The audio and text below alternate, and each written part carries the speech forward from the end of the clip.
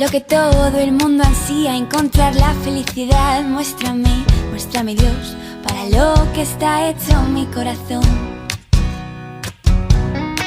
Y es que es hacer uso pleno de mi libertad, es un camino a ciegas que se basa en confiar, es poner mi calendario en blanco y dejarte rellenarlo. Dios, te pido que me ayudes a realizarlo. Soy yo, ¿qué hago aquí?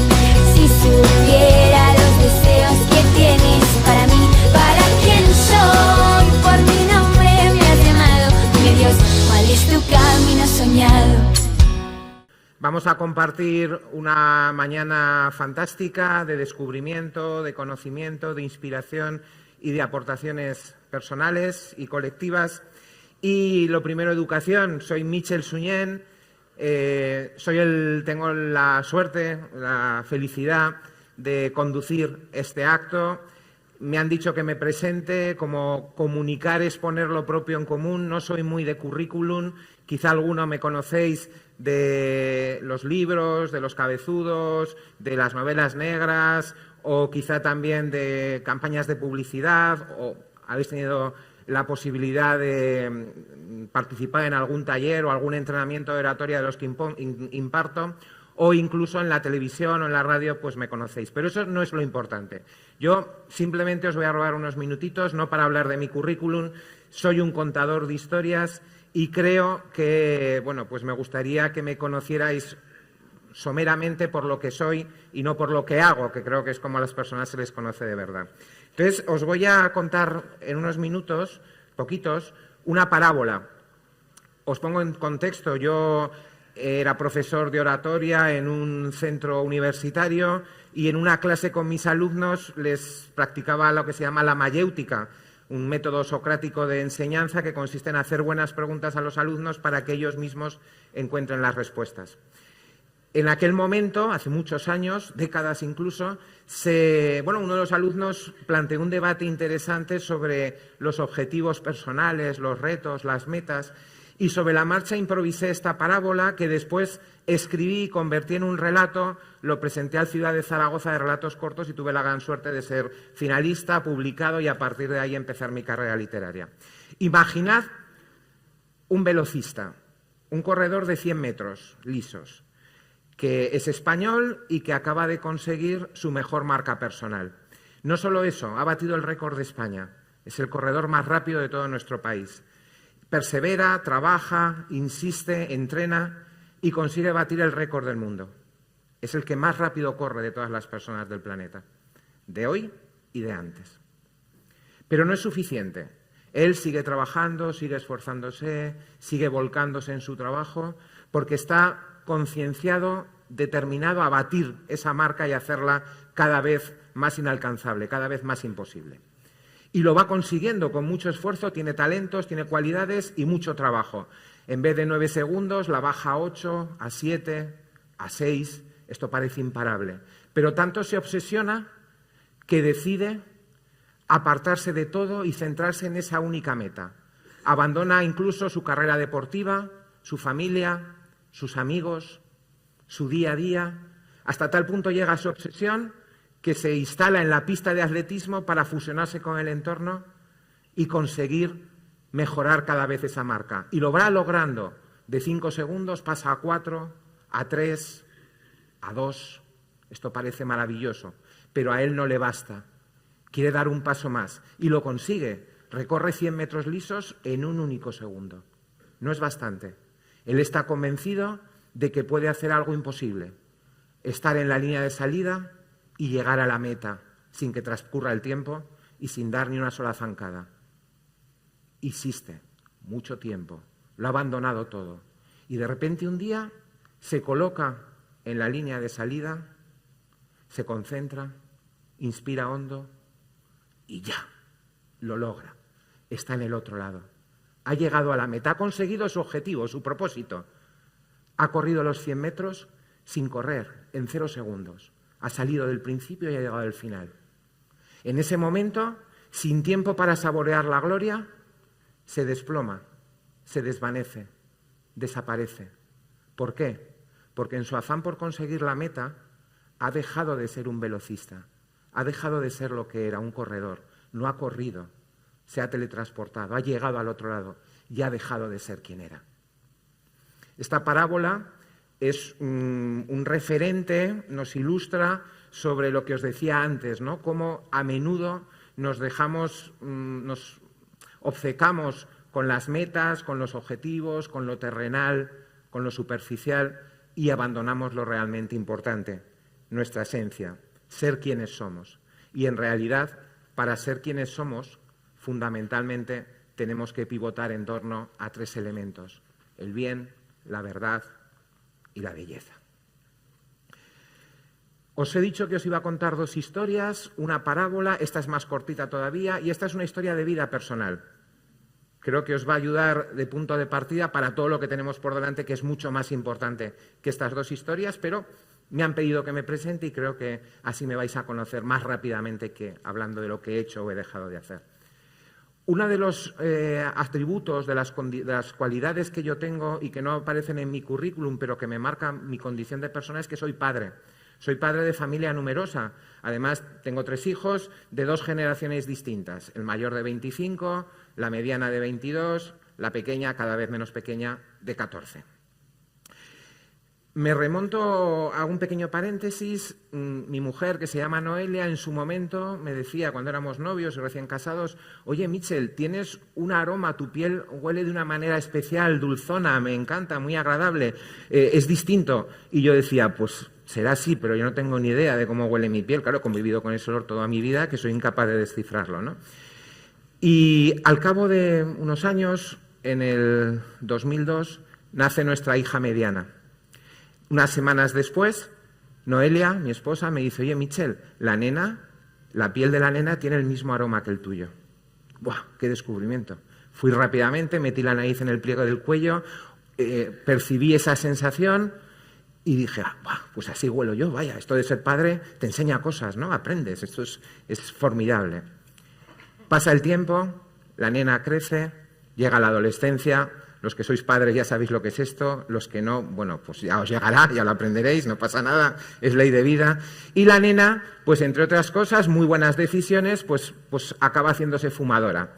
Empieza a fumar y, claro, inmediatamente, poquito a poco, ese aroma a Mitchell o a piel de Mitchell va desapareciendo mezclado con el aroma a tabaco, ¿vale? Yo en ese momento digo: ¡jo!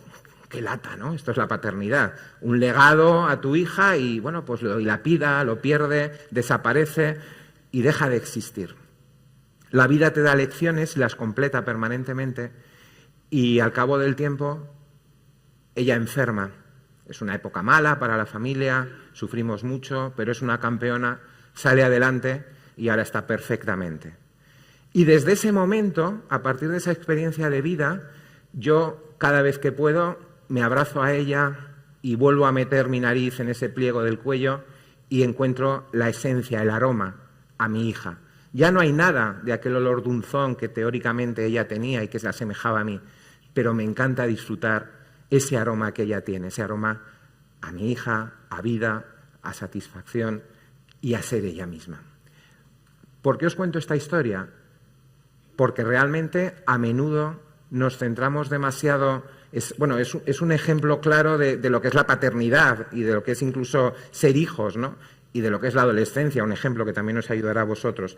Pero realmente lo importante es que en realidad nos centramos a menudo en cosas que dejamos de valorar realmente lo importante. Lo importante que es quiénes somos, las personas que crecemos aprendiendo de las realidades de la vida y que estamos en condiciones de aprender gracias al amor. El amor nos hace cada vez más sabios y nos hace acercarnos cada vez más a quienes realmente somos. Es un placer, de verdad os lo digo, veros aquí a todos reunidos desde este punto de vista, desde el escenario, dispuestos a compartir y crecer juntos en este nuevo curso de diocesano.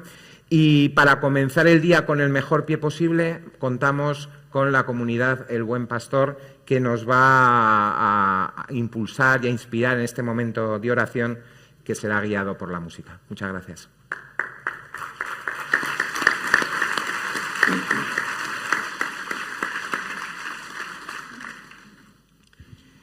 Queridos hermanos, sed bienvenidos a este encuentro diocesano de pastoral que tiene mucho de familia, de hermanos. Hoy comenzamos con ilusión un nuevo curso que seguro será apasionante. Y esta vez se nos propone un recorrido que nos ayudará mucho a vivir y a experimentar como verdaderos cristianos. Abrimos caminos de esperanza, porque nuestra misión es conseguir que seamos capaces de abrir para todos caminos hacia el interior, hacia los demás y hacia Dios. Nuestro localizador deberá ubicarse en búsqueda de las coordenadas de Dios. Todo lo que elaboramos siempre lo hacemos pensando en el otro, que para nosotros tiene un rostro concreto. Os invitamos a que al inicio de esta celebración vayamos recordando los nombres de tantas personas que en nuestra vida nos han acompañado en el camino, nos han ayudado a abrirlo, de aquellos que han hecho con nosotros ese camino, a los que hemos ayudado a abrir los suyos propios, y de todos aquellos que nos iremos encontrando a lo largo del curso pastoral que hoy iniciamos.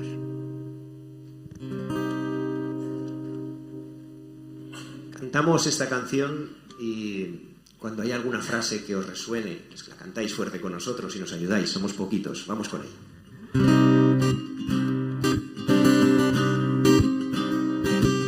Me quedo con quien me cuida, me quedo con quien me valora, con quien me hace reír y conmigo da igual la hora.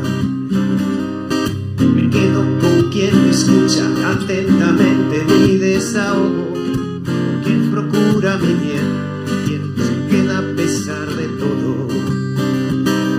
Me quedo con quien me pide, manda un WhatsApp cuando llegues y se alegre más que yo si tuve un golpe de suerte. Me quedo con esa gracia de una lágrima compartida. Me quedo con quien me ayudó a encontrar aquella salida. Qué guapa es la gente luminosa, la que baila porque sí, la que sonríe a todas horas, con la que respiras lento, la que te regala tiempo y si un día no lo tiene lo fabrica para ti.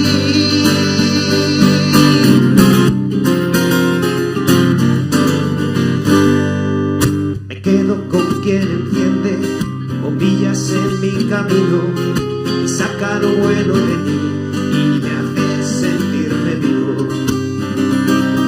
Me quedo con quien me pide ponme un WhatsApp cuando llegue y se alegra más que yo si tuve un golpe de suerte. Me quedo con esa magia de una lágrima compartida. Me quedo con quien me ayudó a encontrar aquella salida. Qué guapa es la gente luminosa, la que baila porque sí, la que sonríe a todas horas, con la que respiras lento, la que te regala tiempo y si un día no lo tiene lo fabrica para ti. Qué guapa es la gente luminosa, esa que no se preocupa de la marca de tu ropa, la que pone la alegría siempre en su menú del día. Gente que ilumina el mundo, gente guapa como tú,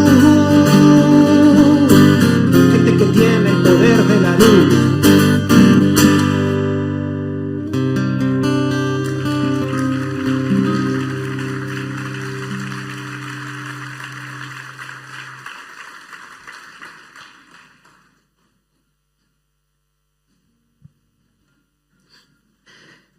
Del Evangelio según San Lucas. Después de esto, designó el Señor a otros 72 y los envió por delante, de dos en dos, a todas las ciudades y lugares a donde pensaba ir. Les decía: la mies es abundante, pero los obreros son pocos. Rogad al amo de la mies que envíe obreros a su mies.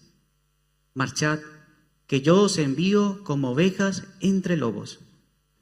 No llevéis bolsa, ni alforja, ni sandalias. Por el camino no saludéis a nadie.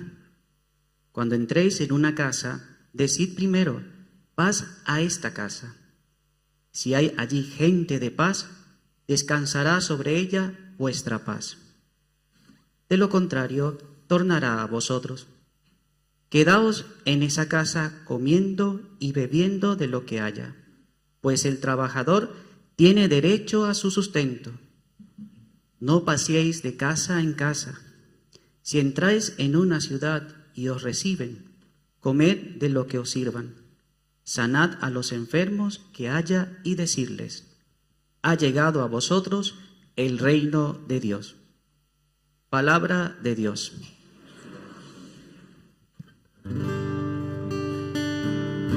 Cantamos una canción del queridísimo Javi Sánchez. A tu aire se vive mejor, pero más expuesto a la duda, la incomprensión, al ver al descubierto todos esos errores, incoherencias y mentiras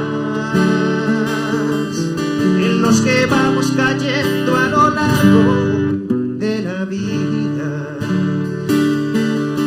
A tu aire el pan se llama pan y el vino vino. Y la vida es cosa de profetas, no de adivinos. Y entre el cielo y el suelo hay lugar para todo lo humano, sin tener que decir o juzgar si algo es bueno o es malo. A tu aire, llegando a volar, a tu aire, despliego mis velas y siento que eres un huracán que remueve mi vida. Brisa que reconforta, sana mis heridas. Cuando el viento ahora tienes que escuchar. Descubrí que tus alas sirven para volar. A tu aire no queda lugar para el disimulo. Con tus notas se define lo que es claro o oscuro. Y aun con miedo y temblando es mejor romper los muros que me atan a una vida gris y seguir desnudo.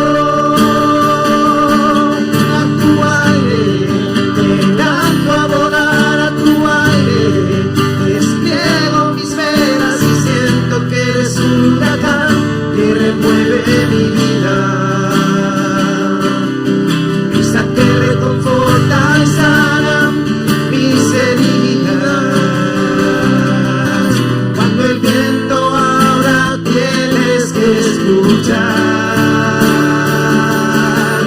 Descubrí que tus alas sirven para volar. A tu aire,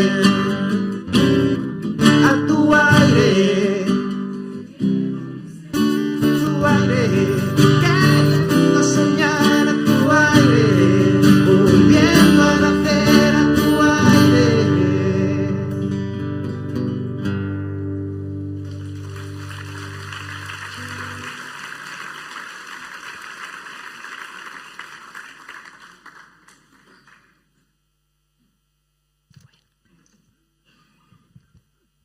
Señor, te pedimos por la Iglesia, para que sigamos construyendo caminos abiertos para todos y con todos. Oremos. Señor, te pedimos por todos nuestros educadores, para que seamos auténticos acompañantes en el camino a nuestros niños y jóvenes. Oremos. Señor, te pedimos para que haya jóvenes que sean capaces de escoger el camino vocacional que les haga auténticos testigos tuyos. Oremos. Señor, te pedimos por cada uno de los grupos de la familia, para que sean capaces de ayudar y colaborar con los jóvenes de nuestra casa. Oremos. Señor, te pedimos por todos nosotros, para que te descubramos a nuestro alrededor y especialmente presente en los proyectos de este curso. Oremos.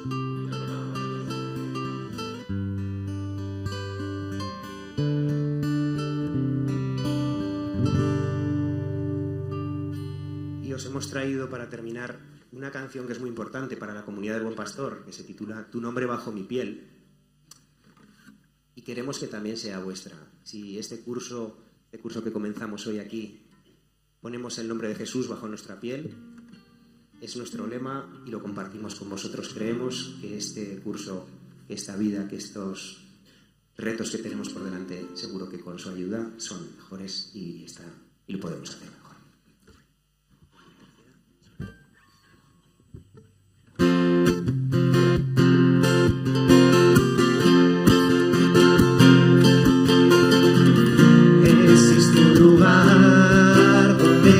Ilusiones comienzan, donde la amistad conocí, poder heredar todo aquello que vale la pena, que has hecho tantas veces sonreír, porque son tantos días para andar y crecer, la mochila a la espalda y la vida en los pies. Tengo y quiero tener siempre un nombre bajo mi piel.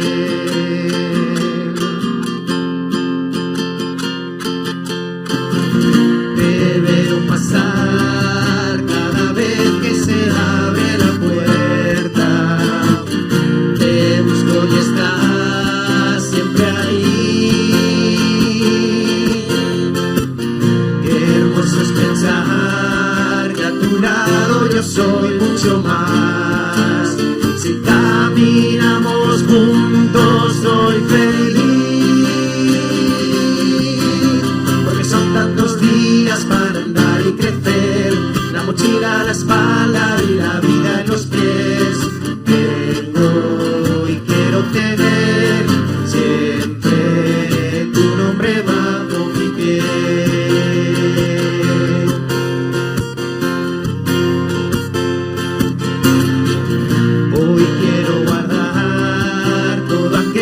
Que mi alma alegra, las cosas que he vivido junto a ti,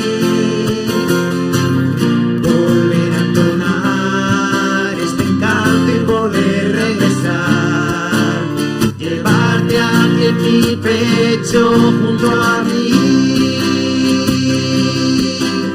porque son tantos días para andar y crecer, la mochila a la espalda y la vida en los pies. Tengo y quiero tener siempre tu nombre bajo, porque son tantos días para andar y crecer, la mochila a la espalda y la vida en los pies. Tengo y quiero tener siempre tu nombre bajo mi piel.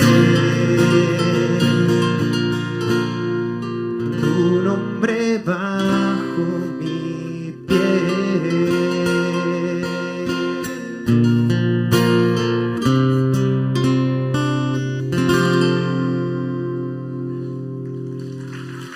Tengáis una jornada estupenda. Muchas gracias. Gracias. Y estamos unidos bajo el mismo corazón, Vita.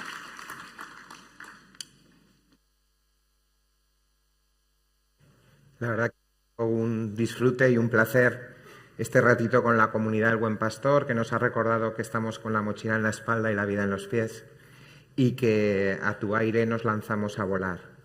Desde luego es un buen ejemplo de qué guapa es la gente luminosa. Después de este momento de unión y oración a través de la música, llega el turno de dar la palabra a nuestro arzobispo, don Carlos Escribano. Desde luego creo que no hay nadie mejor que él para ayudarnos a entrar en sintonía con el arranque de este curso. Así que le recibimos con un fuerte aplauso.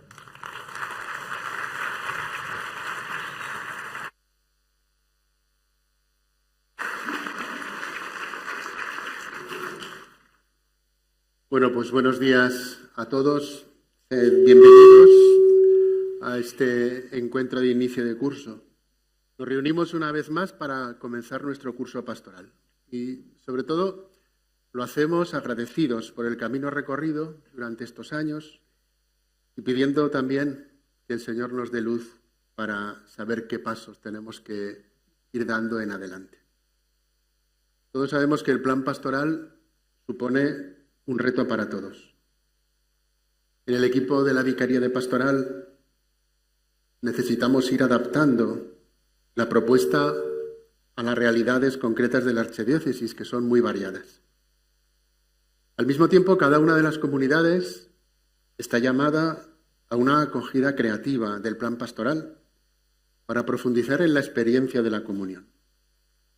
Creo que en la Iglesia diocesana todos vivimos el ejercicio de la comunión como un reto, pero también como una esperanza gozosa.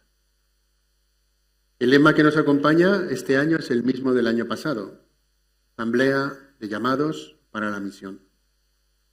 Ser asamblea significa caminar juntos, aportando desde la diversidad y acogiendo desde la fragilidad. Cada bautizado, cada comunidad, suma para que la corriente del Evangelio dé vida a nuestra diócesis, como el río Ebro da vida a todo lo que pasa por nuestra tierra.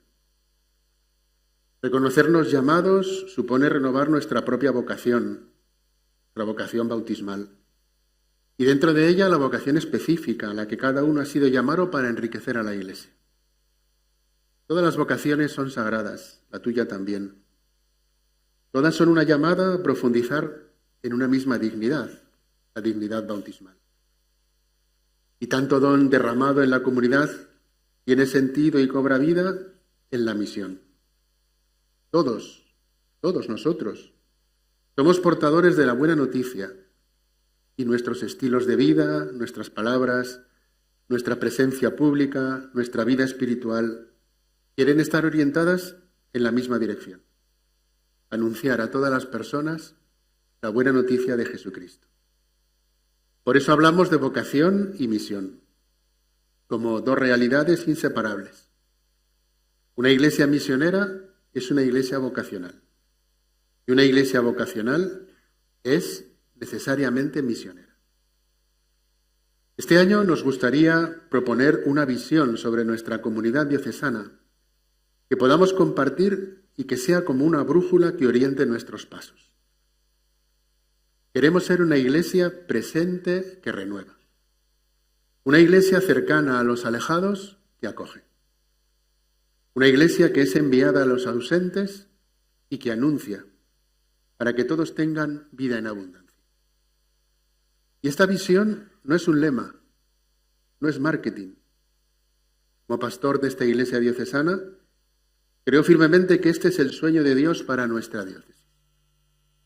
Es un verdadero proyecto diocesano que nos compromete en tres direcciones: con los presentes, para renovar la vida de nuestras comunidades, de modo que sean más vivas, acogedoras y evangelizadoras; con los alejados, para integrar a los que alguna vez se sintieron parte de la Iglesia, pero hoy viven su fe en la distancia; y con los ausentes, para anunciar a quienes aún no conocen a Cristo la alegría del Evangelio. El Plan Vita quiere ser una propuesta que nos ayude a alcanzar esta visión. Alguno puede pensar que es un plan elitista, destinado solo a unos pocos. Pero la intención de Vita es ser un marco común que ayude a todos: parroquias, movimientos, asociaciones, colegios, delegaciones, vida consagrada y laicos comprometidos. El Plan Vita quiere ser un gran proyecto diocesano en el que quepan absolutamente todos. Tengo la certeza de que es posible hacer valer más lo que nos une que lo que nos separa. Tengo la certeza de que la Iglesia de Zaragoza puede ofrecer en nuestra sociedad un ejemplo, una cultura alternativa de comunión en la diversidad. Tengo la certeza de que podemos seguir creciendo en comunidades vivas, corresponsables, en permanente conversión pastoral. Comunidades que no se conformen con mantener estructuras, sino que se conviertan en verdaderos espacios de encuentro con Cristo y de servicio al mundo. Comunidades que se sirvan unas a otras con un propósito. Ser una iglesia presente que renueva, cercana a los alejados que acoge y enviada a los ausentes que anuncia, para que todos tengan vida en abundancia. En este camino estamos agradecidos por el sínodo, que no es un paréntesis en la vida de la Iglesia, sino un proceso que se nos presenta como herramienta para construir la comunión. Hemos recorrido juntos la fase de escucha y de discernimiento. Ahora es el momento de implementar, de concretar lo que significa ser una iglesia sinodal. ¿Qué implica? Implica renovar nuestras estructuras, revitalizar los consejos pastorales, dar espacio al discernimiento comunitario, promover la corresponsabilidad del laicado, abrir cauces de participación para mujeres y hombres en los ámbitos de decisión eclesial y, sobre todo, cultivar una espiritualidad sinodal basada en la escucha, en la oración y en la comunión. La sinodalidad, y lo sabemos bien, nos desafía. Nos mueve a dejar atrás el individualismo, la comodidad, el clericalismo o el simple siempre se ha hecho así. Para atrevernos a ser una iglesia que arriesga, que sale a la calle, que sabe tocar las heridas de nuestra gente y que lleva a todos el consuelo de Cristo. Queridos hermanos, os invito este año a reavivar la conciencia misionera que nace de nuestro bautismo, a impulsar el primer anuncio con alegría y sencillez a quienes están alejados o todavía no conocen a Jesús, a promover una cultura vocacional, ayudando a cada persona a descubrir su lugar en la Iglesia y en el mundo, a animar la presencia pública de los laicos, testigos del Evangelio en la vida social, cultural, política y económica, y a vincular caridad, arte, patrimonio y ecología integral con nuestra evangelización, mostrando que el amor de Cristo abarca toda la vida. Cada parroquia, cada comunidad, cada movimiento, cada grupo está llamado a ser protagonista de este proceso. No podemos esperar a que otros lo hagan. El Señor nos llama hoy a todos y a cada uno. El Espíritu Santo nos guía. Y María, la Virgen del Pilar, camina con nosotros. Este año, el quinto del Plan Vita, sea un tiempo de renovación misionera, de discernimiento comunitario y de alegría en la fe. Caminemos juntos, como asamblea de llamados, al servicio de la misión que Cristo nos confía. Queridos hermanos y hermanas, la misión que tenemos por delante es una vez más apasionante. De verdad, os deseo un feliz, fecundo curso pastoral 2025-2026. Muchas gracias.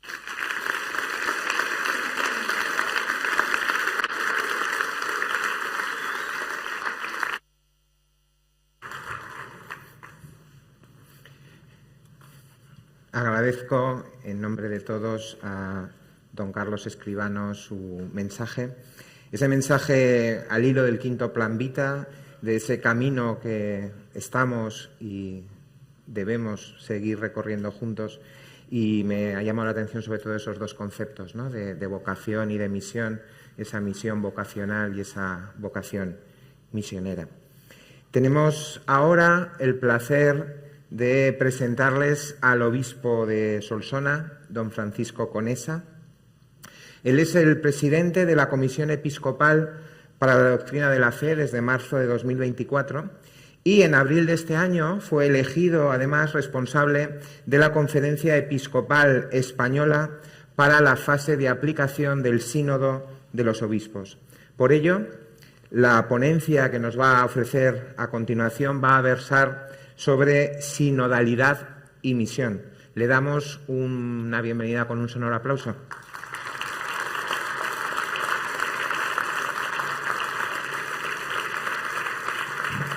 Muy bien, buenos días. Un momentito. Durante su ponencia, que va a durar unos 50 minutos aproximadamente, podéis ir planteando preguntas que luego se las haremos llegar a él para iniciar un diálogo al final de su exposición. Ahí tenéis los teléfonos. Que sean fáciles las preguntas. Bueno, que sean fáciles, que quede claro, ¿vale? Ahí tenéis el teléfono 622-25-3728, es enviar un WhatsApp y de esta manera nosotros las recogemos y después se las planteamos al obispo. Aprovecho para deciros que este es el móvil, el teléfono móvil de la oficina, el oficial de la Oficina de Medios del Arzobispado, por lo cual, si queréis suscribiros a su lista de difusión, que hay información durante todo el curso muy interesante, podéis aprovechar, simplemente tenéis que mencionarlo cuando mandéis vuestra pregunta, o si no mandáis la pregunta, mandar esa comunicación. Y ahora ya, sin más preámbulos, os dejamos con don Francisco. Muy bien, pues buenos días.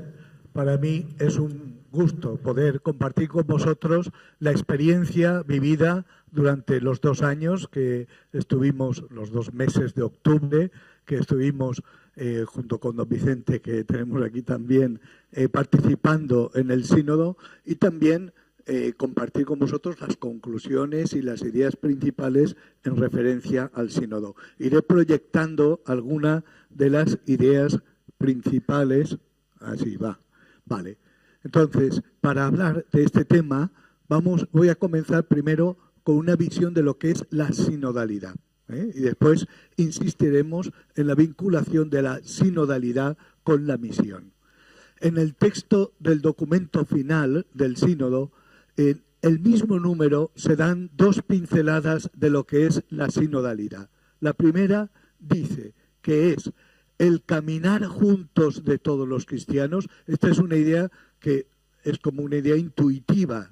Sínodo es caminar juntos. Caminar juntos de todos los cristianos con Cristo, que es el compañero de camino, Emaús, Cristo con Cristo, hacia el reino de Dios, en unión con toda la humanidad.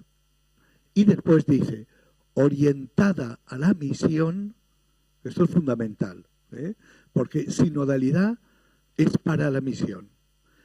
Y ahora dice, implica, es decir, esa idea general primera que ha dicho, caminar juntos todos los cristianos, se concreta en unas praxis.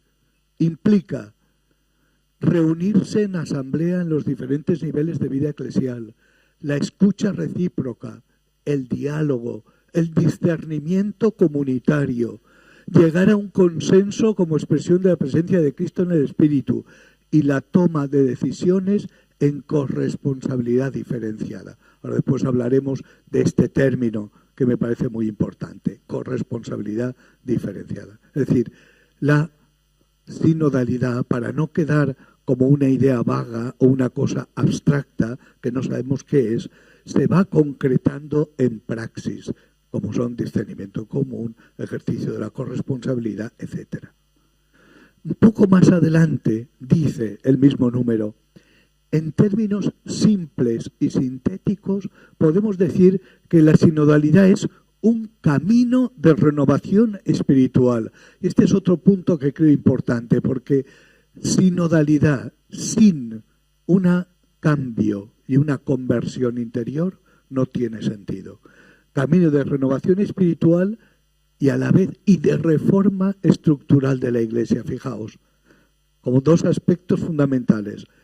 La renovación interior del cristiano y de las comunidades y la reforma que se refleja en una reforma. Si no, si es solo renovación interior sin reforma, mal. Si es solo reforma y no hay renovación interior, peor. Para hacer a la Iglesia más participativa y misionera, recordad, comunión, participación y misión, como los 3 elementos fundamentales del sínodo, y para hacerla capaz de caminar con cada hombre y mujer irradiando la luz de Cristo. Otra vez, ahí está la misión. En estas definiciones o en la idea de sinodalidad hay como unos cuantos elementos fundamentales. Primero, he subrayado ahí, la sinodalidad es una dimensión constitutiva de la Iglesia. Eso lo recordó el Papa Francisco cuando se celebró el 50 aniversario del Sínodo de los Obispos. Recordó que la sinodalidad no es un elemento accesorio, sino que es un elemento fundamental. Pertenece a la esencia de la Iglesia. La Iglesia es comunión y la sinodalidad es el modo de obrar de una Iglesia que es comunión. El modo de vivendi, en latín, vivendi et operandi, de vivir y de actuar de una Iglesia que es comunión. Es el caminar juntos del pueblo de Dios, es un estilo. Fijaos, hay un documento de la Comisión Teológica Internacional que estudió el tema de la sinodalidad y ha servido de base para este sínodo. Y allí se dice, la sinodalidad son tres cosas. Primero, un estilo, una manera de ser Iglesia. Esta es la más importante. Segundo, una serie de organismos que hay en la Iglesia, consejos, una provincia eclesiástica, una conferencia episcopal, son organismos sinodales. Tercero, una convocatoria que hace el Papa al sínodo de los obispos para escuchar y para discernir en común. Pero el aspecto más importante es el primero. La sinodalidad es un talante, una manera de ser Iglesia, que está caracterizada por dos cosas. Bueno, yo creo que fundamentalmente por dos cosas. La escucha y acogida de todos, es decir, la apertura y la escucha primero de la palabra de Dios y la escucha del otro, y el discernimiento comunitario. No decidimos en común, reflexionamos en común. Es decir, la sinodalidad nos hace sentirnos a todos responsables de la vida y de la misión de la Iglesia.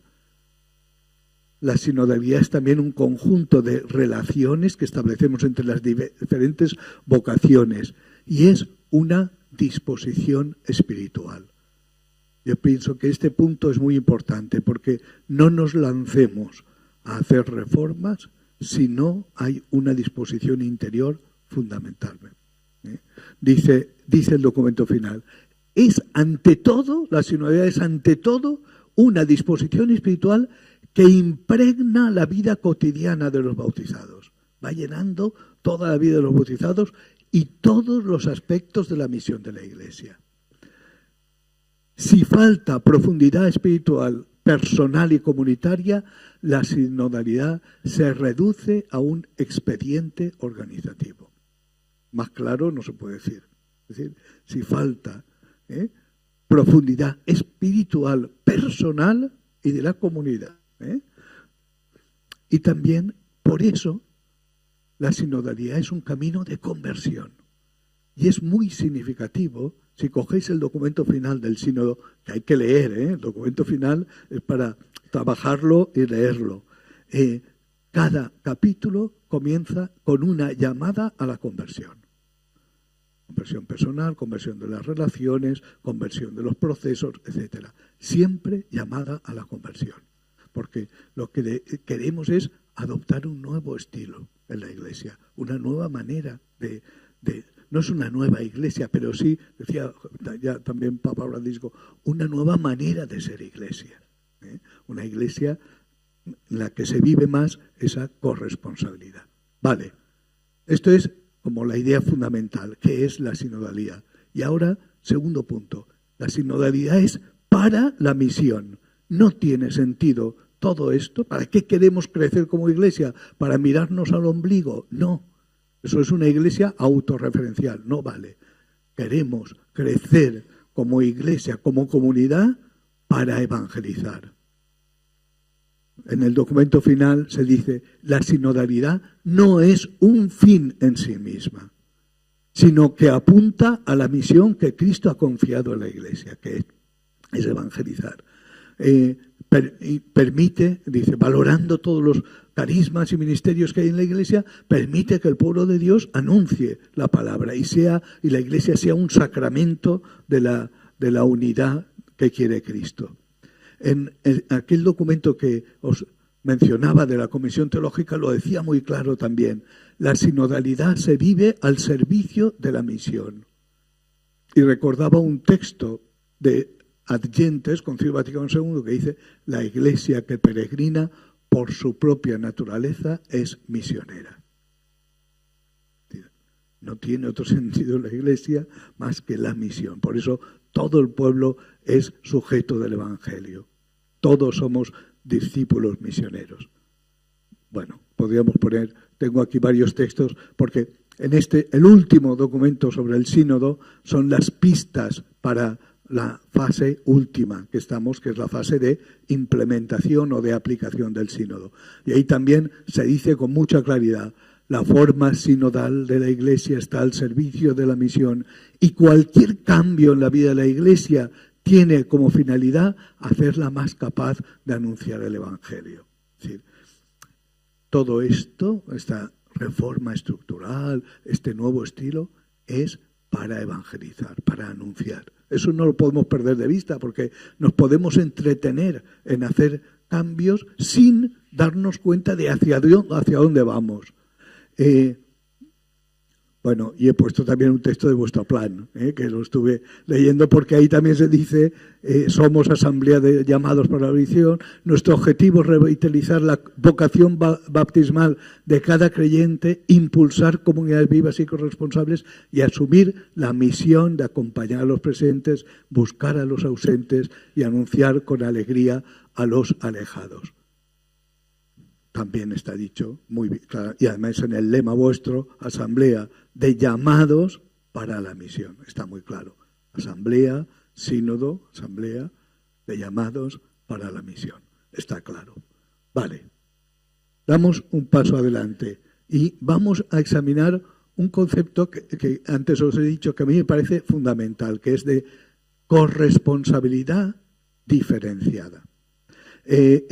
Para entender la corresponsabilidad diferenciada en la vida y en la misión de la Iglesia, de todos los bautizados.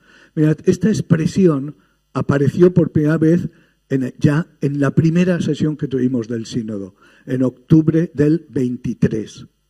Yo la escuché de Repole, actual cardenal de Turín, que por cierto después he visto que tiene varias cosas escritas sobre este tema, porque era teólogo y ahora es el cardenal de Turín. Bueno, ahí ya aparecía la idea de somos corresponsables. La idea yo creo que está bien tratada, Somos corresponsables todos en la vida de la Iglesia, pero de una manera diferenciada, cada uno según su propia vocación y misión. Hay un texto del informe de síntesis, que es el último de los apartados, que a mí me gusta mucho, porque dice: en cuanto miembros del pueblo de Dios, todos los bautizados son responsables de la misión, cada uno según su vocación, su experiencia y competencia. Por tanto, todos contribuyen a imaginar y decidir pasos de reforma de las comunidades cristianas y de la Iglesia toda, de manera que viva la dulce y confortadora alegría de evangelizar. Es decir, todos los bautizados pueden imaginar y contribuir a decidir los pasos que ha de dar la Iglesia para crecer como comunidad misionera. En la segunda sesión, octubre del 24, esta idea de corresponsabilidad diferenciada tiene ya un papel fundamental. De hecho, aparecen numerosos números del documento final que hablan de esa corresponsabilidad diferenciada. Dice, en el sínodo surgió la aspiración de ampliar las posibilidades de participación y ejercicio de la corresponsabilidad diferenciada de hombres y mujeres.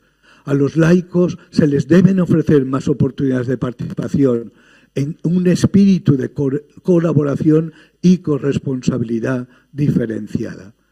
Hay bastantes textos que hablan de esto. Mirad, yo creo que la primera idea importante es: todos somos corresponsables. Esta idea de que los laicos también, y la vida consagrada, es corresponsable en la vida de la Iglesia aparece por primera vez en un documento oficial con San Juan Pablo II, en Christi Fideles Laici, el documento sobre los laicos. Ahí dice: en razón de la común dignidad bautismal, el fiel laico es corresponsable, junto con los ministros ordenados y con los religiosos y religiosas, de la misión de la Iglesia. Ahí ya lo dijo San Juan Pablo II, ya hace años. Benedicto XVI tiene un discurso muy bueno a la Acción Católica, donde les habló de este tema. Fijaos lo que dice. La corresponsabilidad exige un cambio de mentalidad, sobre todo, especialmente respecto al papel de los laicos en la Iglesia, que no se han de considerar colaboradores del clero, sino personas realmente corresponsables del ser y de actuar de la Iglesia. Esto es un cambio importante, de mentalidad, porque estamos acostumbrados al laico que, pues el laico le encomendamos cosas. El cura me ha mandado que haga esto, o tú eres catequista y tú te encargas del coro. No. Eso es ser colaboradores y está bien colaborar, No digo que no, que después los curas de aquí no. Pero hay que dar el paso a ser corresponsable. Es decir, me importa y me afecta la vida de la comunidad y la misión que tiene la comunidad. Y contribuyo imaginando y decidiendo los pasos que ha de dar la comunidad. Dice, ya decía Benedicto, exige un cambio de mentalidad.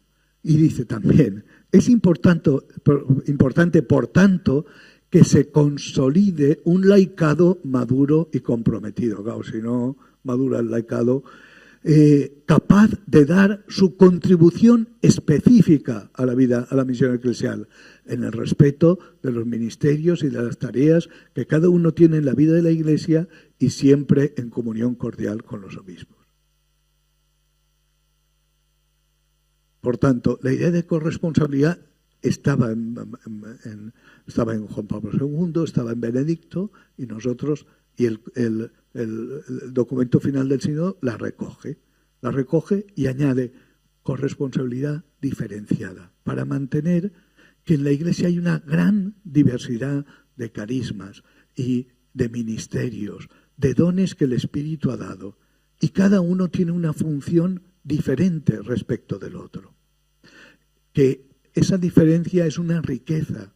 Las vocaciones y carismas son una riqueza, pero cada uno tiene que ejercer su propia función dentro de esa riqueza que es la Iglesia. Por eso es interesante que durante todo el sínodo la imagen de la Iglesia más repetida es la Iglesia pueblo de Dios, somos pueblo que camina. Pero en la segunda sesión del sínodo muchos insistieron, y la Iglesia es cuerpo de Cristo. La idea de Paulina de cuerpo de Cristo. ¿Por qué? Porque la idea de cuerpo de Cristo nos hace entender que hay diversidad de funciones, ministerios y carismas con los que el Espíritu ha enriquecido a la Iglesia. Dario Vitali dice, la Iglesia es pueblo de Dios en la forma de cuerpo de Cristo. Y así lo dice todo en una. Pero bueno, es un poco así. Donde cada miembro ejerce una misión diferente. Todos somos corresponsables en la vida y en la evangelización. Y hay dos conceptos que nos ayudan a entender esto, dos ideas. Una, reciprocidad. Es decir, cada vocación, cada ministerio en la Iglesia se entiende en reciprocidad al otro. Mirad, reciprocidad es una palabra que quiere decir que yo no me entiendo sin ti. Es decir, que para entender quién soy yo, te necesito a ti. Las relaciones en la Iglesia son de reciprocidad. No se entiende el sacerdote sin sus fieles. No se entiende la vida consagrada sin la referencia a los fieles y sin la referencia al obispo, etc. Siempre todas nuestras relaciones me entiendo a mí y entiendo mi propia vocación a la luz del otro. Este es un tema que yo creo que es importante, descubrir esas relaciones de reciprocidad. dentro de la Iglesia. Dice un texto, una iglesia sinodal es un espacio donde las relaciones pueden prosperar gracias al amor mutuo que constituye el mandamiento nuevo dejado por Jesús a sus discípulos. Las diferencias de edad, sexo, profesión, condición, pertenencia social ofrecen a cada persona la posibilidad de un encuentro con esa alteridad indispensable para la maduración personal. Sin la alteridad no se entiende. Bueno, fijaos que el sínodo insiste tanto en este tema de la reciprocidad que en un momento, cuando habla de los obispos, dice, un obispo necesita una comunidad. Por tanto, eso de los obispos que están en Roma en oficinas sin una comunidad no lo entendemos. Es decir, hay que revisar esa manera de ser obispo, porque si no, ¿qué reciprocidad tienen? Bueno, para que veáis hasta dónde insisten este. Y otra idea que nos ayuda a entender esto de la corresponsabilidad es intercambio de dones. Esta es una expresión que aparecía en el concilio, en el Lumen Gentium, dice, cuando habla de la catolicidad de la Iglesia, dice que cada parte de la Iglesia contribuye con sus dones propios a la otra. Después, Juan Pablo II la recogió en Ut Unum Sin cuando habló del ecumenismo y dijo que las iglesias también contribuyen con sus propios dones. Y ahora en el sínodo se dice, tiene que haber un intercambio de dones entre las diversas vocaciones, entre las diversas iglesias, de las iglesias particulares respecto a la iglesia universal. Es decir, todo se entiende como un intercambio de dones. Tú me ofreces tu espiritualidad, tu liturgia, tu manera de entender la misión, etcétera. Yo te ofrezco la mía y todo eso nos enriquece. Vivimos en ese intercambio de dones. Dice un texto, caminar juntos en los diferentes lugares como discípulos de Jesús, en la diversidad de carismas y ministerios, así como el intercambio de dones entre las iglesias, es un signo eficaz de la presencia del amor y de la misericordia de Dios en Cristo, que acompaña, sostiene y orienta con el soplo del Espíritu Santo el camino de la humanidad hacia el reino. El intercambio de dones implica todas las dimensiones de la vida de la Iglesia. Damos ahora un paso. Hemos hablado de la corresponsabilidad diferenciada. ¿Y cuál es el fundamento? ¿Dónde se fundamenta esta corresponsabilidad? Y hay que decir, el fundamento es trinitario y está ligado al bautismo.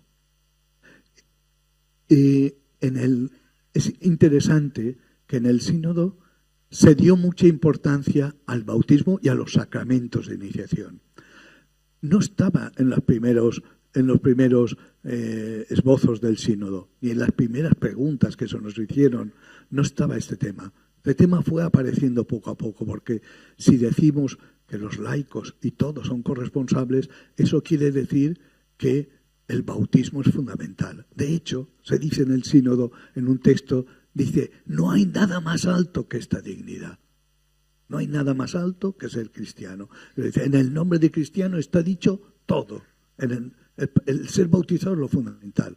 ¿Eso por qué? Porque se quiere avanzar hacia una eclesiología bautismal, una concepción de la Iglesia no piramidal, Papa, los obispos, no sé cuánto, tal, los cristianos. No, una concepción bautismal. Lo importante es el bautismo, que es lo que compartimos todos, es lo que nos hace a todos sacerdotes, profetas y reyes, es lo que nos da a todos el sentido de la fe con el que podemos contribuir a las decisiones y a la vida de la Iglesia. Esto es lo fundamental. Después viene el ministerio ordenado al servicio de ese pueblo de Dios.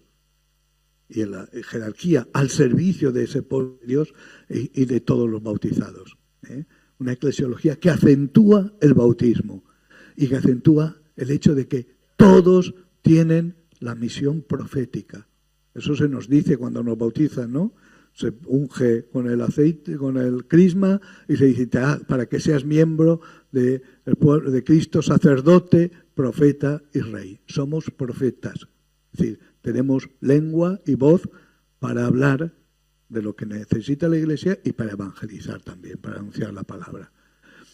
Y es decir, dentro de esa eclesiología, de esa concepción, Todos los sacramentos de iniciación, bautismo, confirmación y Eucaristía son fundamentales, pero la Eucaristía tiene que ocupar un lugar central, porque la sinodalidad se vive sobre todo en la celebración de la Eucaristía.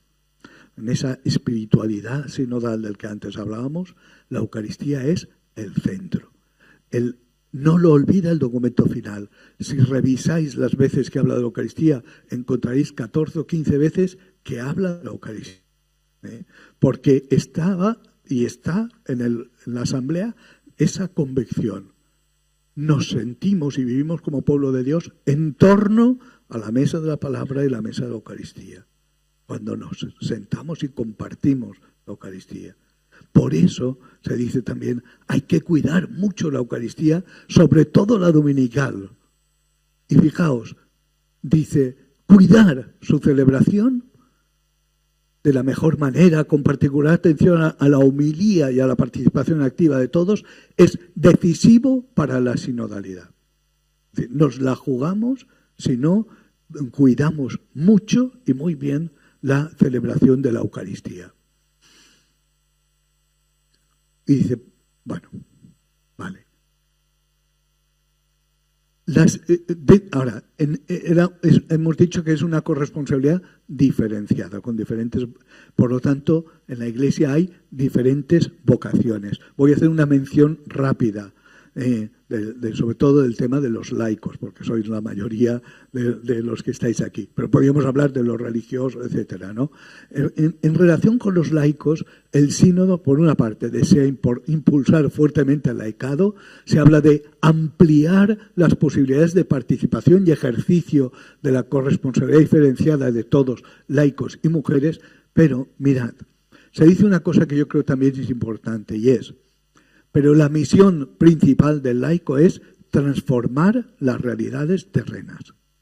Esto no lo podemos olvidar, porque si no, los laicos os convertís en pequeños clérigos o pequeños sacristanes, no sé qué, que estáis siempre alrededor de las sacristías de las iglesias, y bueno, también hace falta, pero el lugar del laico es el mundo.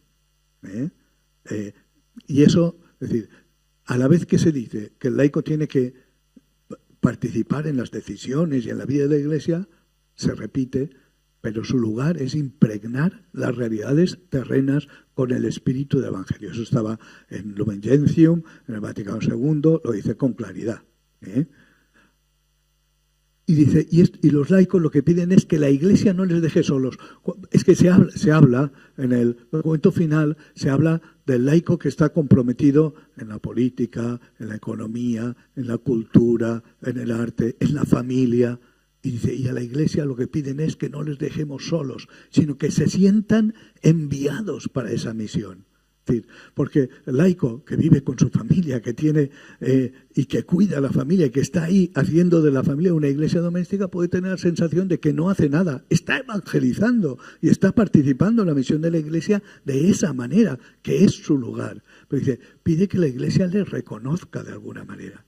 Reconozca su misión y lo que están realizando, y que se sientan apoyados por la Iglesia sea en la familia o en la tarea política o en lo que sea, ¿no? O en la vida. Y también se dice, y fijaos, este texto es bastante claro y fuerte, porque dice, las comunidades, las parroquias, se concebirán a sí mismas principalmente al servicio de la misión que los fieles llevan a cabo en la sociedad, en la vida familiar y laboral, sin centrarse exclusivamente en las actividades que tienen lugar en su interior y en sus necesidades organizativas. Eso es un cambio de chip a la hora de pensar la parroquia. La parroquia está principalmente al servicio del laico que está viviendo su misión en el mundo, antes que fijarse en las necesidades organizativas. ¿Está claro? Yo creo que es un cambio importante. Nos exige esa conversión, nos exige un cambio de mentalidad. Bueno, sabéis que el tema de la mujer desde el principio en todas las síntesis que llegaron estaba el tema de la mujer presente, y está también presente el número 60 del documento final. Se habla de que no hay nada en la mujer que le impida ejercer puestos de responsabilidad en la Iglesia, y que también hay que tener una mayor sensibilidad respecto al lenguaje femenino, a las imágenes que utilizamos.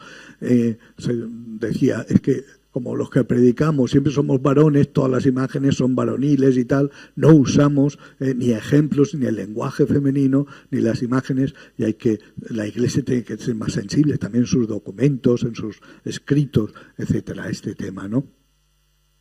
Bueno, de los presbíteros se habla, bueno, se agradece su misión. Fijaos, estaba muy presente en la asamblea también la idea de que los presbíteros tienen muchas dificultades, y de que hay que apoyarles y hay que animarles. Recuerdo un obispo auxiliar de Praga, joven, de nombre impronunciable, Tzedek, no sé cuánto, no sé cómo, pero que repetía muchas veces, los curas se sienten muy solos, la asamblea tiene que apoyarles, tiene que decirles una palabra de aliento, y está una palabra de agradecimiento. Se pide a las comunidades que acompañen a los sacerdotes, que estén a su lado, y a los sacerdotes lo que se pide es actitud de servicio, fundamental, vivir su servicio en actitud de cercanía a las personas, de acogida y escucha de todos, abriéndose a un estilo auténticamente sinodal. Habla también de trabajar juntos en el presbiterio, porque caminar juntos, lo primero con tu compañero cura que tienes al lado, en la parroquia del lado, y a lo mejor caminar juntos como presbiterio. Y se pide también acompañarlos. De eso se pide también de los obispos. Hay un capítulo sobre los obispos y también se dice, necesitan ser acompañados, necesitan también ser animados, etcétera. A veces las responsabilidades, bueno, se dicen cosas muy chulas sobre los obispos, porque también experimentamos la fragilidad, también experimentamos nuestra debilidad y que la misión nos sobrepasa. Unos apuntes sobre el tema de la autoridad, porque, claro, dice, usted habla de corresponsabilidad, pero ¿quién manda quién es? Es decir, el cura, el obispo. Mirad, lo que dice el sínodo es, la autoridad ha de entenderse en el marco de la sinodalidad. El marco para entender la autoridad en la Iglesia es la sinodalidad. La autoridad del pastor no lo sitúa nunca por encima de los otros miembros del pueblo de Dios, sino a su servicio. La autoridad no puede ejercerse sino habiendo escuchado a todos. Se pide además una praxis de rendición de cuentas, es decir, de explicar las decisiones y evaluación periódica de todos los ministerios. Y se recomienda también a los ministros que redescubran su ministerio desde la corresponsabilidad. Y en este tema y se dice, fijaos, también es una afirmación que yo creo valiente, dice, una distribución más articulada de tareas y responsabilidades, un discernimiento más valiente de lo que pertenece propiamente al ministerio ordenado y de lo que puede delegarse en otros, favorecerá su ejercicio de una manera espiritualmente más sana y pastoralmente más dinámica. ¿Veis? Invita a discernir qué es lo propio del ministerio y qué es lo que pueden hacer los demás para que el ministro no se sienta tampoco abrumado por una sobrecarga de responsabilidad. Y en este tema de la autoridad, yo creo que es importante, hay dos principios fundamentales. Uno, todos, algunos, uno. Ese principio ya estaba en el documento de la Comisión Teológica y ha sido repetido a lo largo del sínodo. Todos deben ser escuchados, sobre todo en el proceso de toma de decisiones. A algunos corresponde la decisión y uno, que es el Papa o en el caso de la diócesis del obispo, el que tiene la última responsabilidad. Hay que articular eso. La sinodalidad, dice, implica el ejercicio del Sinsor Fidei, de la Universitas Fidelium, de todos. El ministerio de guía de los obispos, con su presbiterio, algunos, y el misterio de unidad del obispo y del Papa, uno.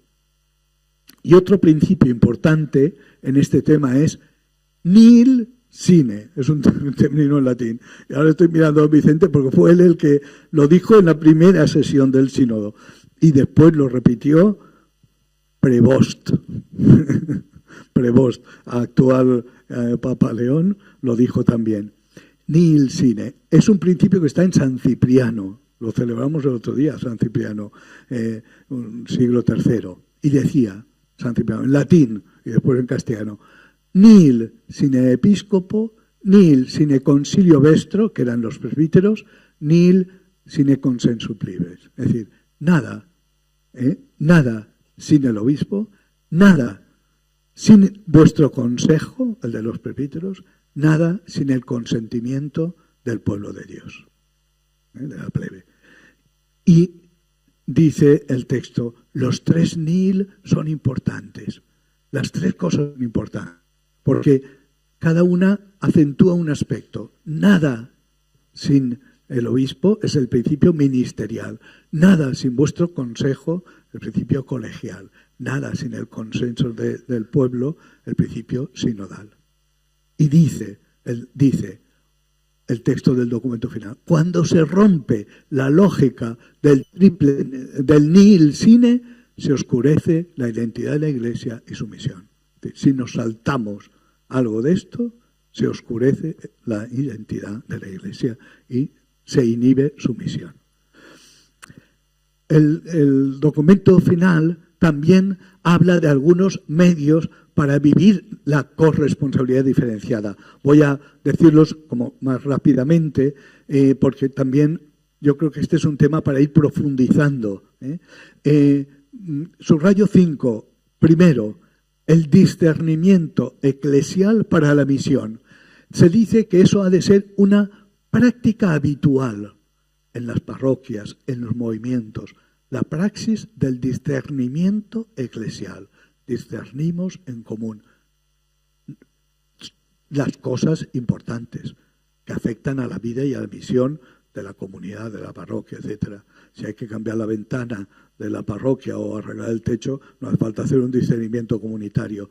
Pero a la hora de introducir un método pastoral, a la hora de promocionar un movimiento apostólico, por ejemplo, eso debe ser decidido después de hecho un discernimiento hecho en común, en el que participan laicos, vida consagrada si hay en la parroquia, que sería una suerte, y también los presbíteros, ¿no? Bueno, en el documento final está cómo se realiza este proceso, y puedo avanzar que desde la conferencia episcopal ahora publicaremos un pequeño folletín sobre el discernimiento eclesial, de cómo se realiza este discernimiento comunitario, de profundizar en este punto, ¿vale? Hay muchos métodos en la Iglesia para hacerlo. En el sínodo usamos la conversación en el espíritu y se aconseja como un método fecundo que funciona, pero no es el único.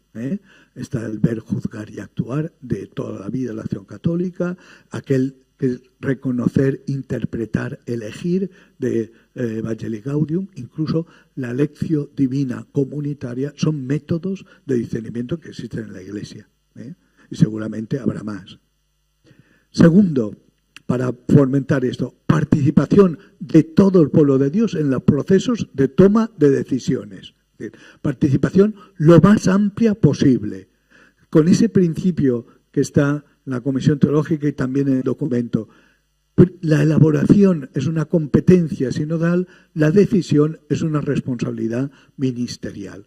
Pero dice el documento final, pero entre ambas fases no hay competencia ni contraposición. Y fijaos, aquí surgió una discusión en el sínodo sobre el tema, la palabra consultivo, porque sabéis que, no sé si lo sabéis, pero el Código de Derecho, cuando dice Consejo Presbiteral, órgano solo consultivo, meramente consultivo, Consejo de Pastoral, igual. Claro, esta palabra, de hecho, en el siglo después se dice, hay que evitar una expresión como esa, de solo consultivo, que parece que sea como despreciativa. Y se pide decirlo de otra manera. Es decir, no es solo consultivo, aclaró mucho la intervención de un canonista español que explicó que consultivo en el mundo civil tiene un sentido y en la Iglesia tiene otro. En el mundo civil, consultivo es te he escuchado, ahora hago lo que quiero. Eso ha hecho, por ejemplo, Pedro Sánchez con la ley de eutanasia. Escuchó, le dijeron que no y él la puso. Ya está. Te he escuchado, consultivo. Pero dice, en la Iglesia no es así. Porque hay otro canon que dice que no se puede actuar si no, dice en latín, sine prevalente ratione, si no hay una razón muy importante para actuar en contra de lo que has escuchado. Es decir, consultivo sí, pero si no tienes una razón muy importante, no puedes actuar contra lo que ha dicho el Consejo. Claro, es otra manera de hacer las cosas. Bueno, por eso dice el documento, no se puede ignorar una orientación que surge en el proceso consultivo como resultado de un correcto discernimiento, sobre todo si es llevado a cabo por los órganos de participación, por los consejos. No se puede actuar en contra de eso. Es decir, no el cura ni el obispo pueden ser ordeno y mando y aquí está y ya está. Hay que escuchar. Para fomentar esa corresponsabilidad, tercer punto, la rendición de cuentas. Rendición de cuentas y transparencia en todos los aspectos económicos, pastorales. Se pide en todo la rendición de cuentas. Es decir, nada de actuar porque sí o aquí estoy yo. Hay que explicar, hay que decir de todo lo que se pueda explicar, evidentemente. Bueno. 4. Potenciar los organismos de participación. Claro, fijaos, el sínodo no quiso inventar más organismos, pero dice, para ser más sinodal, ¿qué hay que hacer? Que lo que ya existe funcione, y funcione bien. Porque ya en la Iglesia tenemos muchos organismos sinodales, comenzando por los consejos, desde parroquiales, consejos pastorales y económicos de las diócesis, provincias eclesiásticas. Hay instituciones como el sínodo diocesano que está como que parece que las diócesis lo celebran muy de tarde en tarde y dice el documento que se haga con frecuencia porque son organismos y medios de participación. Por lo tanto, es decir, un aspecto importante es renovar de una manera sinodal todos estos organismos para que funcionen. Y después también el tema de la formación, porque este es un tema fundamental. Sí, todos participamos en la vida y misión, pero si no nos formamos no vale. Es decir, ¿dónde vamos? Necesitamos la formación que tiene que ser, dice, 4 características, que tiene como referencia la iniciación cristiana. Es el itinerario fundamental y la referencia, que ha de ser integral, por tanto, en todas las dimensiones, que ha de ser compartida, es decir, sugiere que los sacerdotes necesitamos una formación peculiar, pero la formación, lo mejor es que la formación sea también compartida, religiosos, laicos, sacerdotes, porque la misión es compartida y, por tanto, la formación también, y ha de ser continua. Vale. Ahí dice 2 minutos. No sé. Bueno, quería decir una cosa sobre la parroquia como lugar de sinodalidad. En el informe de síntesis había una expresión que decía tejer lazos, construir comunidad. Yo creo que esto es la parroquia, una de las misiones. Lugar para tejer lazos entre las distintas vocaciones y lugar de construir comunidad.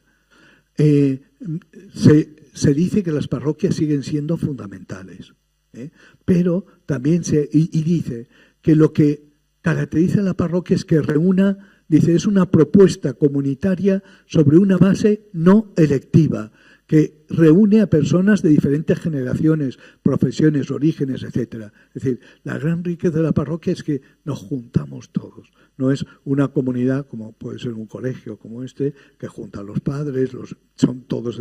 No, ahí estamos viejos, mayores en la parroquia, niños, adolescentes, etcétera. Es decir, la riqueza de la parroquia está en esa diversidad. Comunidad no electiva.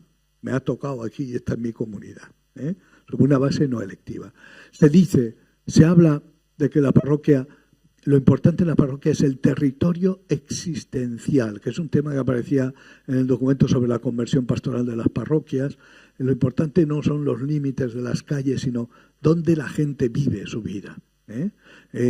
Y se invita a pensar el tema de la movilidad y la parroquia. Y como la Iglesia no puede centrarse en sí misma, sino que está orientada a la misión. No puede ser una institución burocrática ni quedar cerrada en problemas internos. Por eso se invita a que promuevan de manera especial la iniciación cristiana y el acompañamiento de las personas en todas las etapas de su vida. Bueno, aquí tengo un texto muy bonito del Papa Francisco que decía: si la parroquia es la casa de todos en el barrio, no un club exclusivo, os pido por favor, dejad las puertas y las ventanas abiertas. No os limitéis a considerar solo a los que acuden o piensan como vosotros, que serán el 3, el 4 o el 5%, no más. Dejad que entres todos, dejaos salir al encuentro y que os interroguen, que sus preguntas sean las vuestras, permitiros caminar juntos, el Espíritu os guiará, tened confianza en el Espíritu, no tengáis miedo de entrar en diálogo y dejaros impactar por el diálogo, es el diálogo de la salvación. Este es el estilo de Francisco, y esto fue cuando abrió el sínodo en la diócesis de Roma, que es la suya. Juntos por la misión. Ahí estamos don Vicente y yo en la foto. Juntos por la misión. Solo acentuar 2 o 3 puntos. Mirad, primero, la corresponsabilidad de los laicos, ya lo hemos dicho, y el lugar del laico, principalmente en el mundo, insertarse en las realidades terrenas. Y ahí apareció el tema de los ministerios. Con una... sabéis que ahora en la Iglesia tenemos instituidos ministerio de lector, de acólito y de catequista. Allí se veían 2 tendencias. Una, sobre todo el mundo anglosajón, hay que multiplicar y hacer más ministerios en la Iglesia. Los latinos pensábamos que tampoco hacer tanto ministerio puede clericalizar al laico. Entonces, en el documento final se deja abierta la cuestión. Se dice, hay que reflexionar, cada iglesia debe mirar. Se hablaba de instituir un ministerio de la escucha, sobre todo dirigido a los de fuera. Pero después se dice, bueno, hay que profundizar, porque cómo se hace eso y cómo se define un ministerio de este tipo. Es decir, es un tema abierto, y está en el documento de pistas, se dice hay que profundizar en este tema de los ministerios en la Iglesia.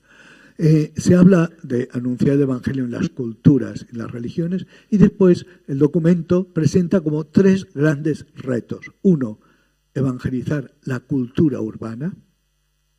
Se dice, el 80% de la población del mundo vive en ciudades, y hay que evangelizar la cultura urbana. Aquí en Zaragoza tenéis un ejemplo de esa cultura urbana donde está concentrada la población. El reto es cómo llegar a esta gente, a estos barrios tan populosos. El reto de la movilidad humana, todo el tema de la emigración y toda la movilidad que existe dentro de los países, cada vez más creciente. Y el reto de la cultura digital. Son como 3 grandes retos que presenta en ese documento final. Y después se hablaba también de sanar las heridas. Sanar las heridas. Sanar las heridas primero cuidando a los más pequeños. Es decir, los más pequeños en sentido bíblico, es decir, los más frágiles. La atención de la Iglesia, el cuidado. Y también sanar las heridas dentro de la Iglesia. Y las heridas que ha provocado la Iglesia. Y ahí estaba pensando en los abusos, todo este tema. Sanar las heridas, como hay que restañar la herida en la Iglesia. Y hay una convicción de fondo en el documento final, que es: si somos una iglesia sinodal, seremos un signo profético respecto del mundo. Estamos en un mundo cada vez más polarizado, la gente enfrentándose. Nosotros no podemos caer en eso. Nosotros hemos de crecer en comunión y ser un signo de que se pueden hacer las cosas de otra manera, de cara a la sociedad, de cara al mundo de la política o la economía, de que nosotros, como cristianos, tenemos otra manera de ver las cosas. Ser un signo profético respecto del mundo. Y solo decir que este proceso sinodal continúa y que hasta 2028 tenemos faena. El Papa Francisco, en el saludo final, dijo: la Iglesia sinodal para la misión ahora necesita que las palabras vayan acompañadas por hechos, y este es el camino. Es decir, ahora llega el momento de los hechos. Por eso se ha diseñado todo un proceso que acabará en el 28. Nosotros, yo puedo decir que desde la Conferencia Episcopal intentaremos acompañar a los referentes diocesanos para que continuemos trabajando estos temas. Los consejos, la renovación de los consejos, el discernimiento comunitario, etcétera. Todos estos temas para ir creciendo en la espiritualidad, para ir creciendo como una iglesia más sinodal. Este es el reto que tenemos ahora. Recordar nada más que el Papa León, nada más salir al balcón, en el primer mensaje, ya dijo: queremos ser una iglesia sinodal. Ya lo dijo. Y lo ha repetido en diversas ocasiones. La última, ayer, a su diócesis de Roma. Tengo otro texto: deseo asegurar mi intención de proseguir el compromiso del Papa Francisco en la promoción del carácter sinodal de la Iglesia Católica. Y ayer, con su diócesis de Roma, dijo: mi diócesis tiene que ser un laboratorio de sinodalidad, y dio unas pautas muy bonitas sobre todo este tema de renovación, de corresponsabilidad, etcétera. Así que estamos en esa línea, unidos al Papa León, en la línea de ser una iglesia sinodal y misionera. Así que muchas gracias.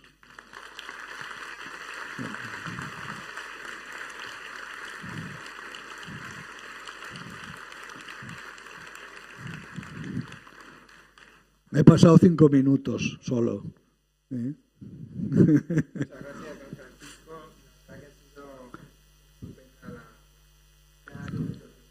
No se te oye. Yo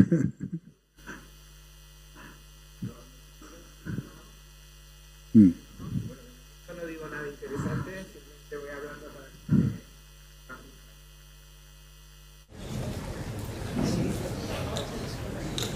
¿Sí? Ahora sí, perfecto. Bueno, decía que ha sido extraordinaria la ponencia de don Francisco. Esos mensajes del modo de vivir y actuar en comunión, de caminar juntos con Cristo y, bueno, de anunciar el Evangelio, que es una misión, una labor en la que todos somos corresponsables, ¿no? Tengo una noticia, espero que sea buena. Hay muchas preguntas. Lo de si son difíciles o fáciles, eso ya lo tendrá que juzgar don Francisco. Así que me convierto en vuestro portavoz y vamos a ir lanzando algunas de ellas, ¿vale? La primera es: ¿cómo podemos aplicar la sinodalidad en una comunidad educativa? Bueno, esta es difícil la pregunta, porque no es un tema que tenga pensado, lo hemos pensado más en las parroquias, movimientos. Sí, sería una cuestión de ir planteándose cómo podemos hacer corresponsables a todos, hay profesorado, etcétera, todo el personal de la vida de esa comunidad, ¿no? Sí, pero no me atrevo a decirlo, de dar pautas sobre este tema. Otra pregunta. Cuando usted habla de corresponsabilidad diferenciada, ¿cómo se puede clarificar esa corresponsabilidad cuando en la sociedad y en ocasiones en la Iglesia parece que la toma de decisiones es cosa de curas?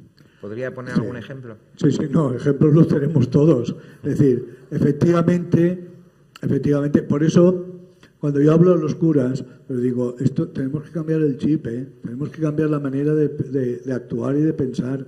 porque estáis muy acostumbrados, estamos acostumbrados a decidir nosotros todo, y eso no puede ser. Es decir, hay que decidir con el pueblo de Dios. Eso del nihil sine tiene que aplicarse. Y por eso la sinodalidad es un paso importante, y tiene que empezar por los sacerdotes también, porque si no... pero supone un cambio de mentalidad, es decir, vamos a ver, no puedes, ¿tú quién eres para ir decidiendo todo? Escucha al pueblo, escucha a esto, vivamos esa corresponsabilidad. Es decir, todos tenemos ejemplos y seguramente esto costará ese cambio. Por eso, un tema que aparecía en el sínodo era tema seminarios. Es decir, hay que comenzar formando en sinodalidad los seminaristas, porque si no, después llegan a presbíteros y son de ordeno y mando. No, comencemos, y por eso hay un grupo de trabajo de los que constituyó el Papa Francisco que se ocupa de la reforma de los seminarios, para que crezcan en este sentido.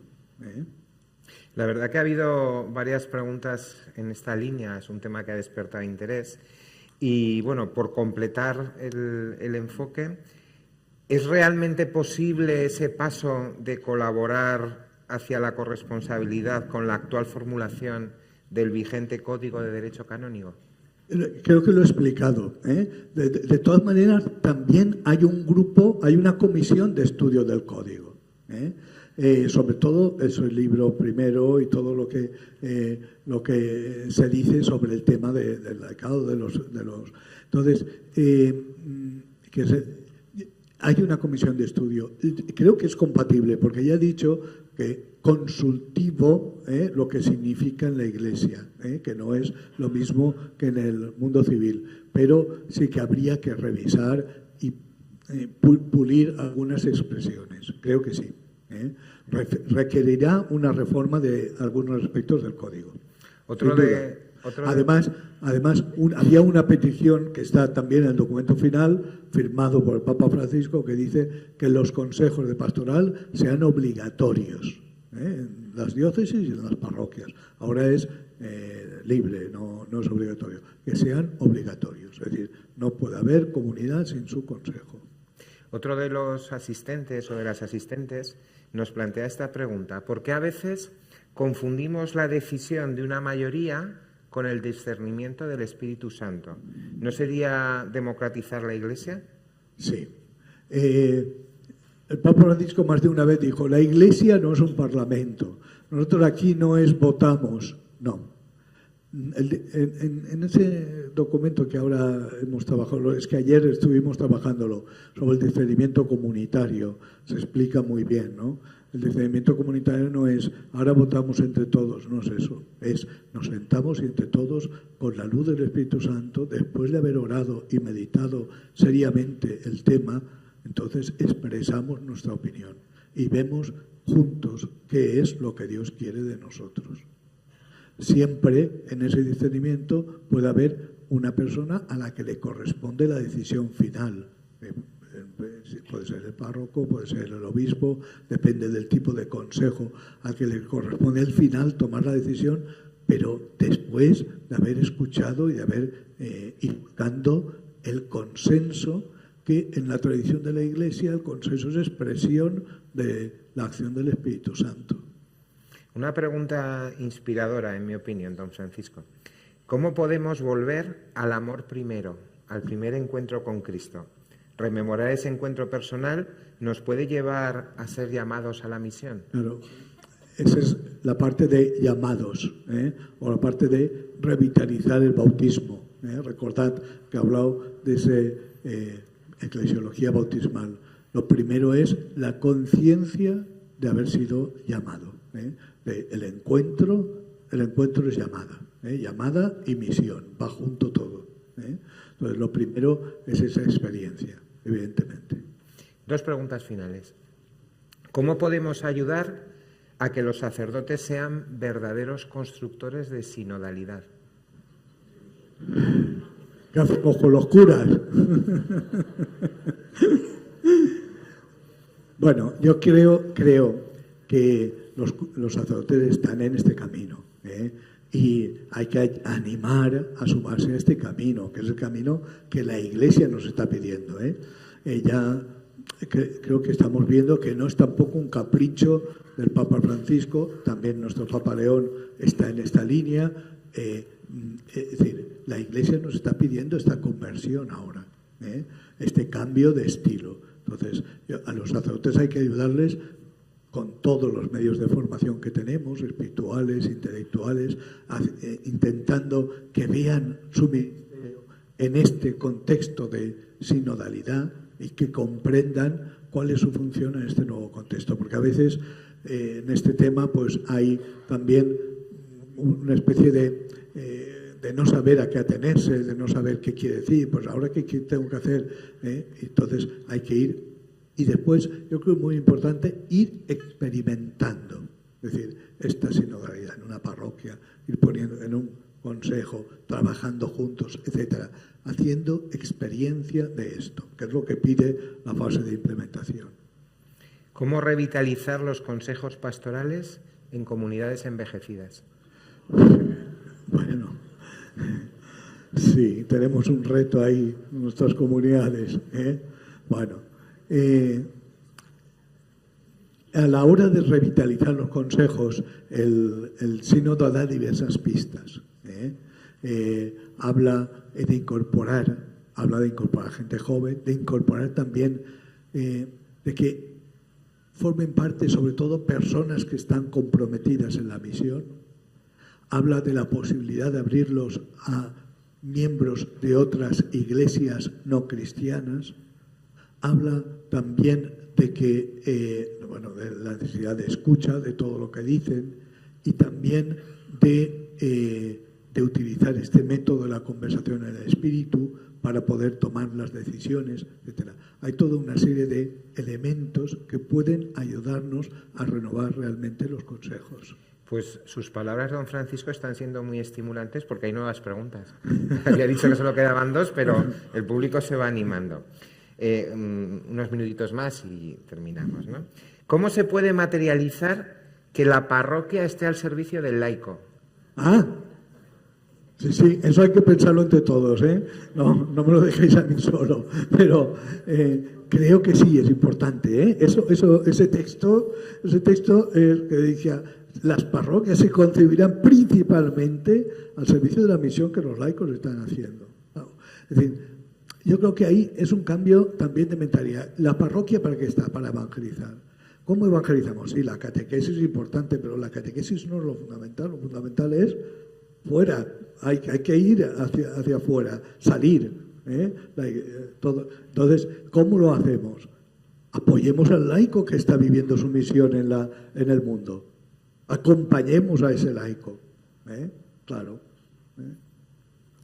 Nos piden en este caso sugerencias y pasos para parroquias que se han descolgado del proceso sinodal. Bueno, mirad, en ese documento de pistas para la implementación sabemos que hay parroquias que se han descolgado. No pasa nada, ahora se enganchan y se acabó. ¿Entendemos? Claro. Es decir, estamos siempre a tiempo. Casi todos los documentos del sínodo dicen, y hay algunos que le cuesta mucho animarlos para que ahora se comiencen. Hay que animar a esas parroquias que se desengancharon para que se enganche, para que comiencen. Es decir, no importa que no hayáis estado en la fase de escucha o en la otra fase. No importa. Ahora tenemos un documento, tenemos tal, vamos a trabajar eso. Yo os animo mucho a trabajar el tema del sínodo. Ya digo, es la línea por la que va la Iglesia ahora. Y es la línea que nos puede hacer crecer como Iglesia, comunión, sino que camina juntos para la misión. Sin olvidar, para la misión, para evangelizar. Don Francisco, aquí nos hacen un apunte. Alguien dice, pero veo un peligro, el exceso de reuniones, en detrimento de las acciones. Bueno, por eso hay que compensarlo. Y ahora ahí sí viene la sabiduría y la prudencia del grupo, de las personas, para decir, bueno, mirad, estos procesos de decisión afectan sobre todo a las cuestiones fundamentales. Antes he puesto el ejemplo de cambiar una ventana. Es decir, en la vida ordinaria de una comunidad no son necesarios tantos procesos de decisión. A la hora de orientar un curso, sí, a la hora de comenzar, de ver las acciones que realizaremos, los métodos pastorales que utilizaremos, etcétera. Todo eso sí es importante. Necesitamos este tipo de discernimiento comunitario, pero en la vida, en el día a día, las acciones funcionan, etcétera, y no hace falta tampoco. Final de curso, evaluación, sí. Rendición de cuentas, explicación a la comunidad, sí. Las dos últimas ahora sí cerramos ya porque siguen llegando. La verdad que está generando reflexiones interesantes. Por ejemplo, si los laicos llevamos la Iglesia al mundo, por así decirlo, ¿no deberíamos ser más activos en los movimientos de calle para pedir la paz, la justicia medioambiental, el anticonsumismo? Sí, bueno, esa es una misión muy importante del laicado también.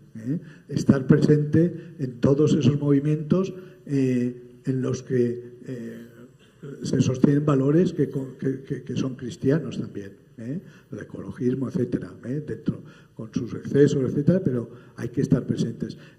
También en el documento final se habla de esto también, de la Iglesia presente en todo esto. Sí, hay que estar presente en ese mundo. Bueno, no sé si es la pregunta más sencilla para terminar, pero es la última.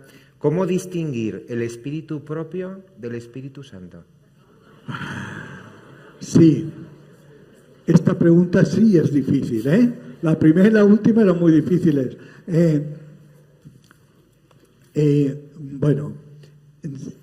Sí, necesitamos...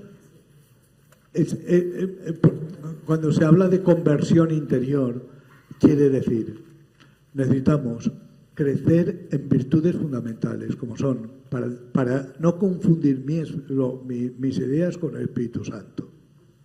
Crecer en la humildad, en la capacidad de acoger al otro, de acoger que lo que el otro dice puede venir del Espíritu, pero no negarme al que piensa diferente de mí. La sencillez de corazón, limpieza en las intenciones, etcétera. Hay toda una conversión. Y el sínodo pone a María, ahora que estamos aquí, viva la Virgen del Pilar, a María como ejemplo de estas actitudes, de humildad, de sencillez, de limpieza, mirada limpia de María, ejemplo de espiritualidad sinodal, que es la necesaria para no confundir lo que yo pienso con el Espíritu Santo. Bueno, muy bien, gracias. Muchas gracias, la verdad que ha sido un diálogo fascinante.